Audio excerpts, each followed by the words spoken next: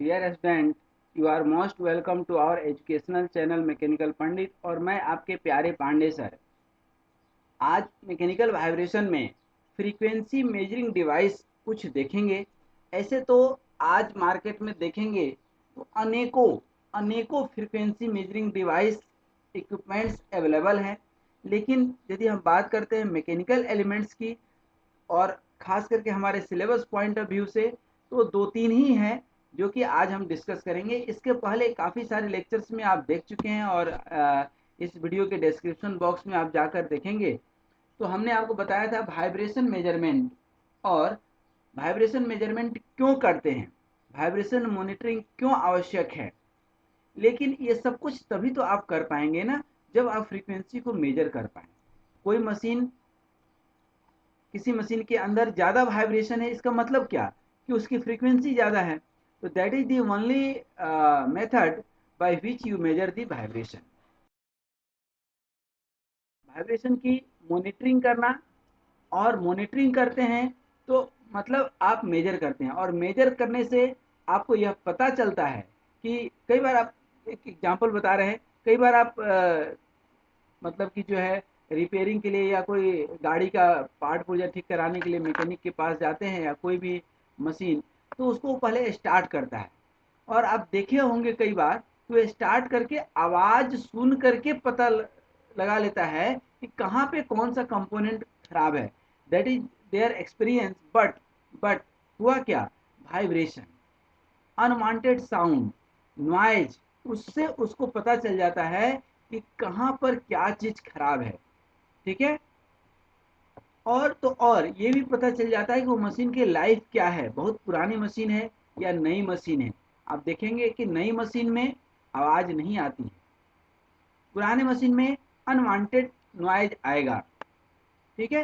तो आप उस तरह से आप पता लगा लेते हैं वाइब्रेशन के हेल्प से कि कहीं अनबैलेंस्ड फोर्स तो नहीं प्रोड्यूस हो रहा है, इम्बैलेंस्ड तो नहीं हो गया है, कहीं शाफ्ट मिस अलाइंड तो नहीं हो गया है, कोई नट बोल्ट लूज तो नहीं हो गया है, कोई पार्ट्स टूट फूट तो नहीं गया है। ठीक है ना, या आप गलत तरीके से तो नहीं चला रहे हैं मशीन को। तो these are the things by which you can measure the frequency. अब जो है प्रश्न आता है कि why should you monitor the vibration.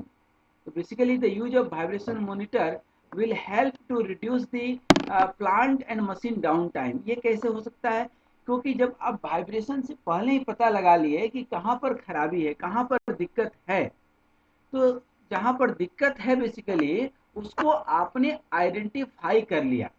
Identify कर लिया इसका मतलब क्या है, इसका मतलब है कि आपने प्रेडिक्टिव मेंटेनेंस के तौर पर उसको ठीक कर लिया। देखिए, आप पता चल गया कि भाई हमको ये चीज़ जो है नहीं आती है, या ये चीज़ मशीन में गड़बड़ है।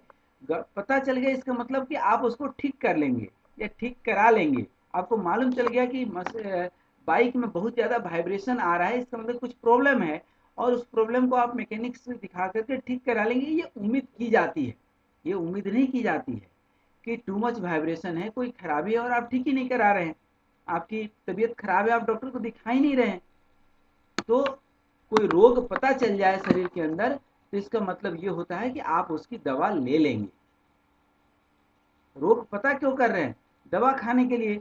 दवा कौन सा खाएं पता नहीं हमें, रोग के अकॉर्डिंग, बीमारी के अकॉर्डिंग हम दवा खाएंगे। तो पहले तो बीमारी पता करें। तो ये बीमारी पता करने का तरीका है कि वाइब्रेशन। ठीक है।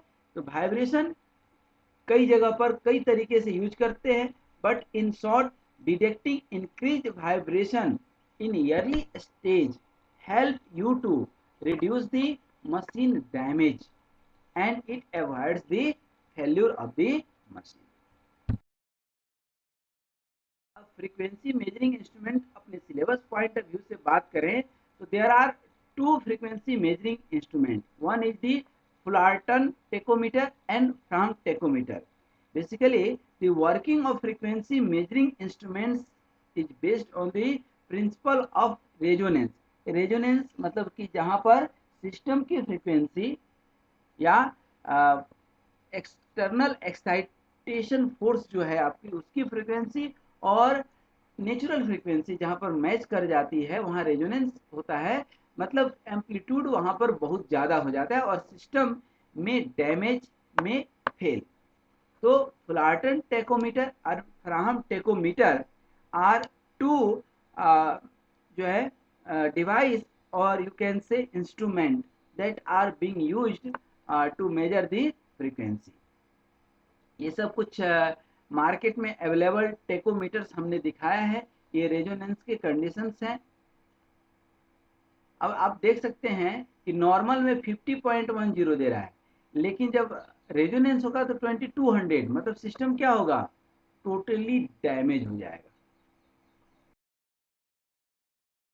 ये भी जो है एक आपका फ्लूड जो है कि कॉन्सेप्ट पर फ्रीक्वेंसी मेजर करने का डिवाइस है, जो इसमें रोटामीटर टाइप से है कि आप इधर फ्लूइड पास करते हैं तो ये रोटामीटर अप लिफ्ट होता है, और रोटामीटर जो है ड्रैग फोर्स भी है इसके ऊपर, और ये जो है बेसिकली रीडिंग स्केल लगा हुआ है, इस पर आप रीड कर लेते हैं तो आपको यहाँ से जो है फ्रीक्वेंसी मेजर हो जाता है। तो that is the very basic concept, और आज भी जो है ये काफ़ी यूज किया जाता है। इसके अलावा फ्लैटन टेकोमीटर आप देखेंगे तो basically this instrument is known as single reed instrument, this is known as single reed instrument, ठीक ना।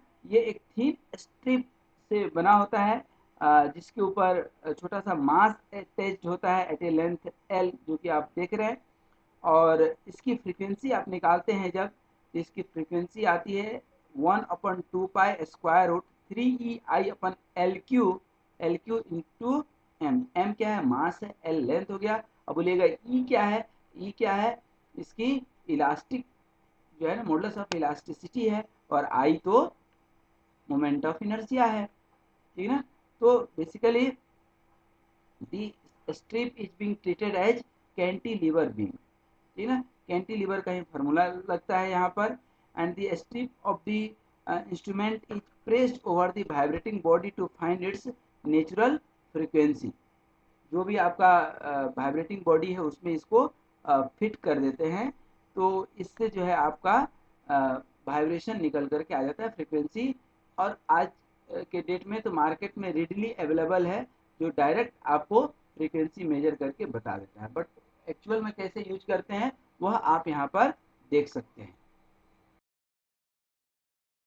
है एक होता है फ्राम टेकोमीटर, यहाँ भी बेसिकली हम जो है कैंटिलीवर रीड्स का ही कॉन्सेप्ट यूज करते हैं, and this is known as multi reed instrument.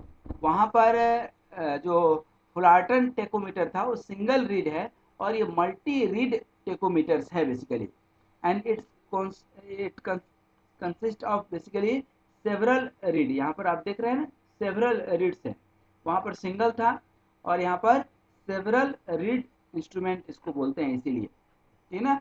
इसका मतलब है कि several read of non different natural frequencies और एक इक्विवेलेंट फ्रीक्वेंसी आप निकाल देते हैं। तो there may be a known series of frequencies for every reeds, and a small difference in the frequencies of successive reads will show more accurate results, and this instrument is brought in contact with the heavy vibrating body whose frequency has to be measured, and one of the reeds will be having maximum amplitude, and hence that reed will be showing the frequency of the vibrating body, क्योंकि अलग अलग show कर रहा है लेकिन इन दोनों में successive में डिफरेंस बहुत कम होता है। तो जो मैक्सिमम एम्पलीट्यूड शो करेगा, मैक्सिमम फ्रीक्वेंसी शो करेगा, उसको हम लोग जो है अ, जो है नोट डाउन कर लेते हैं, वही हमारा जो है अ, इसमें फाइनल फ्रीक्वेंसी होगा। और इसका जो है स्टैटिक डिफ्लेक्शन के आधार पर निकालते हैं, जिसका फार्मूला होता है mg/L/3 EI, ठीक है ना। तो इस फार्मूला का जो है हमने कॉन्सेप्ट आपको बताया है। इसके अलावे जो कुछ जो वाइब्रेशन मेजरमेंट है, जैसा कि हमने आपको कि बताया था कि उसमें डिस्प्लेसमेंट, एक्सेलरेशन एंड वेलोसिटी, 3 तरीके से आप जो है मेजर कर सकते हैं वाइब्रेशन को। तो वाइब्रोमीटर जो डिस्प्लेसमेंट मेजर करता है, इसका मैथमेटिकल कॉन्सेप्ट हमने पोस्ट वाइब्रेशन में काफ़ी डिटेल में बताया है। And this is the ratio, ठीक है ना, ये रिलेटिव मोशन में ये निकल करके आया था। तो बी क्या होता है आपका, इंस्ट्रूमेंट का या फाउंडेशन की एम्पलीट्यूड होती है, और जेड क्या होता है, रिलेटिव एम्पलीट्यूड होता है, जो कि इस फॉर्मूला से आप निकालते हैं।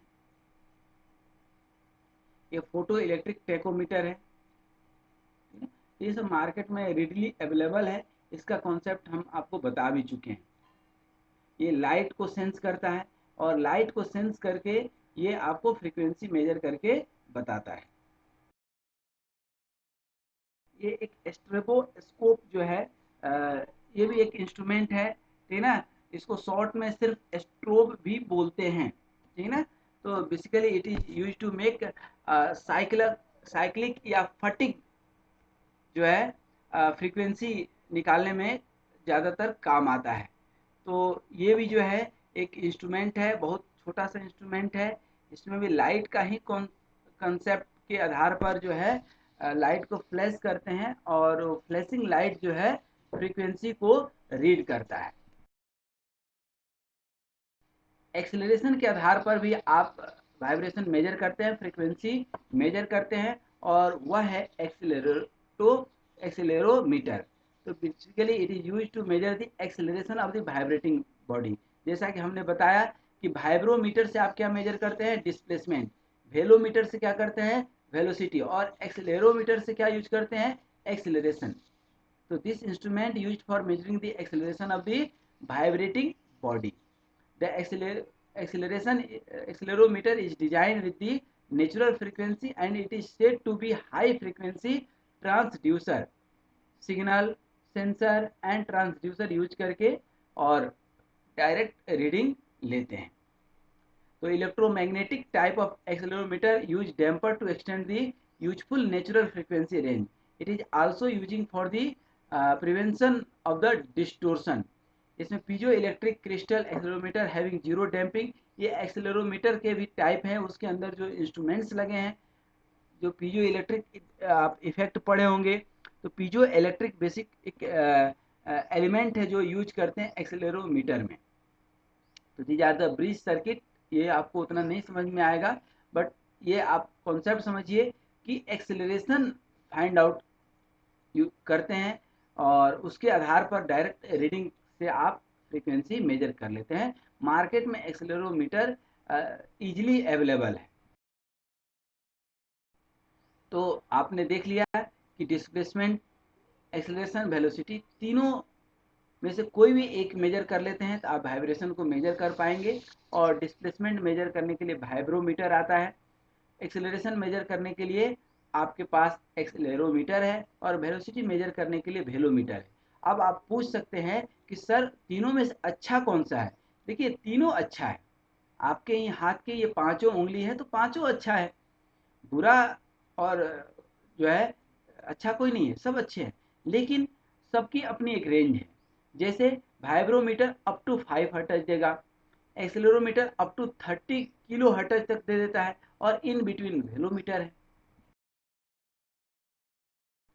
ये कुछ इक्विपमेंट्स हैं जहाँ पे आप जो है इस इंस्ट्रूमेंट को, चाहे वो फ्लोटन टेकोमीटर हो, या जो है फ्राम टेकोमीटर हो, वेलोमीटर हो, एक्सेलेरोमीटर हो, या वाइब्रोमीटर, इस तरह से यूज करके आप इनकी फ्रीक्वेंसी निकाल देते हैं। फ्रीक्वेंसी से क्या होती है कि आपको सेफ कंडीशन पता चल जाता है कि हमारा जो रनिंग इंस्ट्रूमेंट्स है वह सेफ कंडीशन में है या नहीं, या खराब तो नहीं है, या खराब होने पे तो नहीं है। खराब होने पे है तो उसकी आप प्रॉपर मेंटेनेंस कर लेते हैं, रिपेयर कर लेते हैं, और उसको ठीक करके आप टनाटन कर लेते हैं।